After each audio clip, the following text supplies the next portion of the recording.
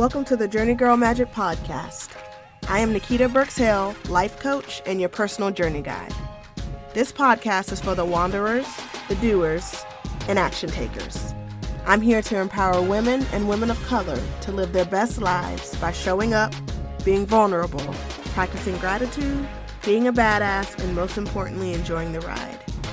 This imperfect podcast is for you as you live your life and become the best version of yourself. So let's journey together. Let's get started.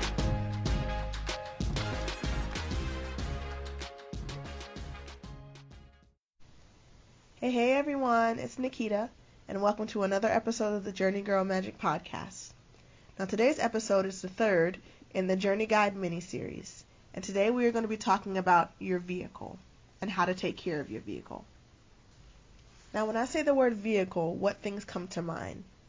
Naturally, I would think a car. And when you have your car, it's something that you have paid for, something you have bought, and something that you have to take care of. And something else that we have to take care of is our bodies. And so our bodies, for the sake of this episode and for the journey guide, is our vehicle. And what we need to focus on to keep our vehicle, mainly our outer vehicle, in the best condition possible. The first thing to think about with our vehicle, to keep it in the best shape, is to move it. A vehicle has to move. Have you ever been driving in a neighborhood and you see a car that's been sitting in the yard for years? It's dusty, it's rusty, it's covered in leaves, and it just looks, a little run down. That's not what we want for ourselves. We don't want to be sitting stagnant, not going anywhere, and just collecting dust and rust. And so we need to make sure that we are moving our bodies. What does moving entail? Now, movement isn't necessarily hardcore exercise. It doesn't mean spin class in the morning, CrossFit in the afternoon, yoga in the evening, and then a brisk 5-mile jog at the end of the day. Now it can, don't get me wrong, but oftentimes when we think about movement, we think about what we see on TV, all the ways that we can move and maybe show our worth through movement. But instead, when you think of movement, it's important to ask what feels good for you. For me, types of movement that feels good is being out in nature. Walking along, maybe up and down the street. Yoga feels really good for me. Stretching feels good for me. Playing with my son feels good for me. And so as you're thinking about movement, think about what feels good for you. Now, I don't think I've mentioned it before on this podcast yet, but I am a dancer. I started dancing at the age of 3 and continued dancing all the way into my late 20s. I studied dance in undergrad and graduated with a double major in dance performance and dance education. And so dance has always been something that's been near and dear to my heart. But I found myself in the last 4 years not being in the studio anymore, not moving. And as I'm saying this, I'm realizing just how much I miss dance and how much I miss that movement, that emotional movement, just that flowing with the music. And so that is something that I'm personally going to work on when it comes to moving and moving my body more through the art of dance. The second way to really take care of your vehicle is to hydrate. Now, I know you've read it everywhere and seen it everywhere and heard it everywhere, that water is an important necessity of life. And the truth is, it actually is. Our bodies are made up of over 80% water, and we have to replenish that constantly. Water has been one of my biggest struggles. Not because I don't like water, but because I get so caught up in my day that I'll look up and it's 4 o'clock and I realize that I haven't drank anything that day. And so I have made it a personal journey of mine to drink 8 to 10 cups of water a day. Water not only flushes out the toxins, but it really clears up your head. Oftentimes when I'm really confused and foggy and I just can't figure things out, me stopping, drinking some water and taking a break and coming back to it will bring a new sort of clarity that I would not have had beforehand. And so hydrating your body with water is of utmost importance. Third is sleep. Sleep is vital, and I'm realizing that more and more every day as I used to get less and less in the early stages of motherhood, and now I'm starting to get that sleep back. And I'm starting to feel like a little bit like my old self, but not really. Sleep resets your body. It recharges your body. It gives your brain a break. If you are constantly moving and running and going and you never rest and sleep, you're going to break down. Think of a vehicle. Let's go back to our car. Think about NASCAR, where they're going hundreds of miles an hour, and they have to stop every 10 or 15 minutes to get a tune-up because they're going so fast that they know that they can't go that speed for long periods of time. It's the same way with our body. It never fails.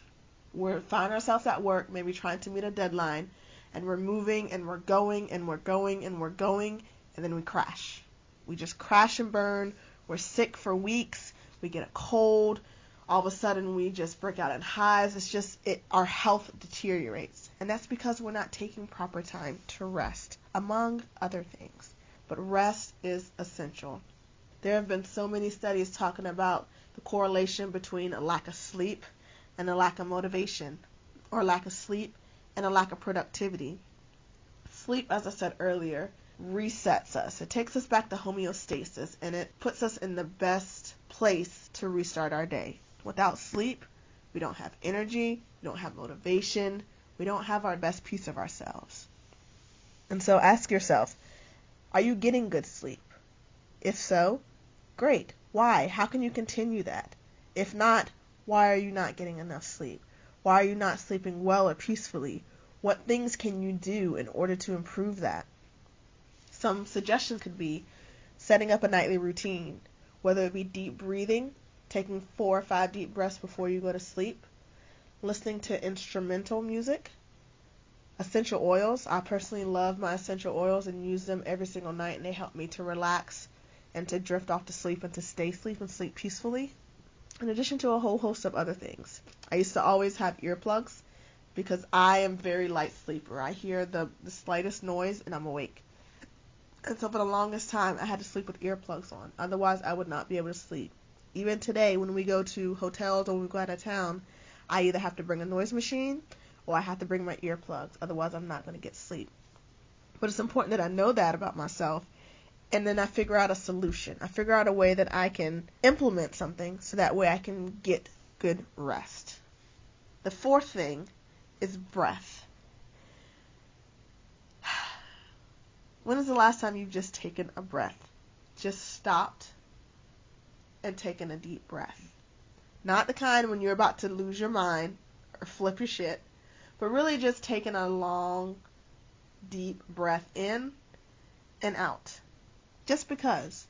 Just to pause and to be in the moment.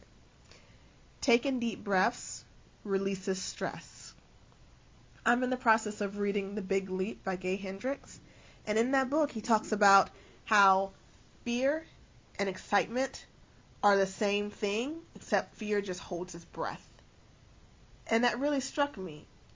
When you think about when you're scared or stressed or you're just moving fast, your breath shortens. You may hold your breath. You may just sit there and breathe really, really, really quickly.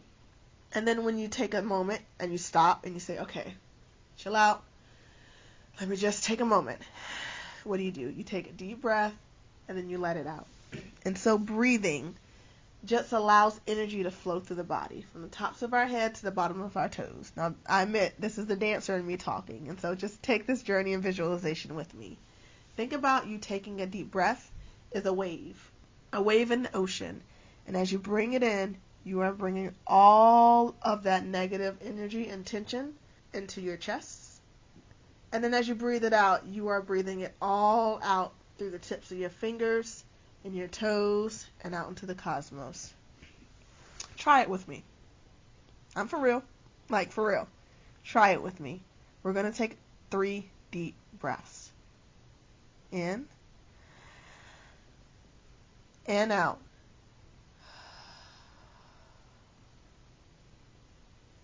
Take a deep breath in and release it out.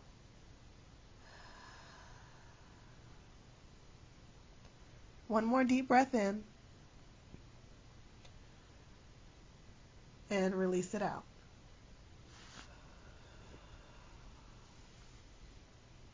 You already feel a little bit more relaxed, don't you?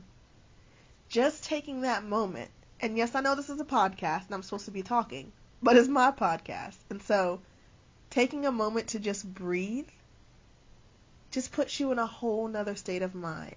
It calms your body. It lessens the worry. It lessens the stress. And it just allows you to be in the present and to stop and to pause. And in doing that, you're able to reset, figure out what you need, figure out a solution, and then move forward. And those are 4 things. Now, I said I was going to mention 5, but I'm just going to briefly touch on this 5th one. And that is eating and food. Now, that is very important for your body to keep it healthy, to keep it going, to keep it fueled. But honestly speaking, eating has gotten so complex because it is so tied to diet culture and to emotions that I really think it's rare to actually just eat just for the sake of eating. Think about what you eat now, or when you eat. Are you rushing through your meals because you have to get to your next meeting, because you have work to do? Are you mindlessly eating because you're eating at your desk, as I tend to do? 3 to 4 times a day, I actually eat lunch at my desk while working. And so I'm not paying attention to how fast I'm eating. I'm not paying attention to savoring my food, to enjoying that moment. I'm just going through the motions so that way I don't get a headache. Just the simple idea of eating, mindfully eating, is something we really don't do anymore. And I think this is truly the key for us to take care of our bodies and take care of our vehicles. Savoring each moment, being grateful for what we're eating, thanking the people who made the food that we're eating, just having our lunch and our meals be an experience and not just a means to an end. So again, we've talked about moving, hydrating, sleeping, breathing, and finally eating. And these are just a couple of ways to take care of your vehicle. And in the journey guide, there are multiple trackers to help you in this. There's a water tracker, so you can make sure that you are hydrating. There is a fueling station, which allows you to make note of the meals you're eating and what time you're eating. And then there's a movement section where you can make note of how you're moving, how often, and how long. And so for your journey work, I want you to think of one way that you are going to focus on this week to take care of your vehicle. Are you going to breathe more? Are you going to move more? Are you going to commit to drinking more water? Are you going to try to get more sleep?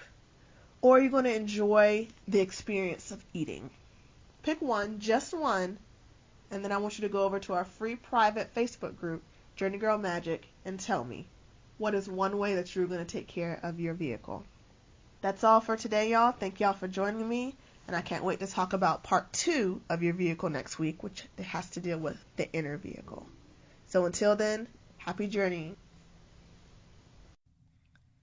Thank you for listening to today's podcast episode. I'm so appreciative and grateful for your time and your listening ear. Show notes for this episode can be found at journeygirlmagic.com/podcast and by clicking on today's episode. Also, please don't forget to subscribe to the Journey Girl Magic podcast to be the first to know when a new episode becomes available. You can also leave a review and let me know how this podcast is helping you on your journey. I read them all. I look forward to journeying with you next week, and remember, it's your journey, so show up, be vulnerable, practice gratitude, be a badass, and most importantly, enjoy the ride. Welcome to your journey.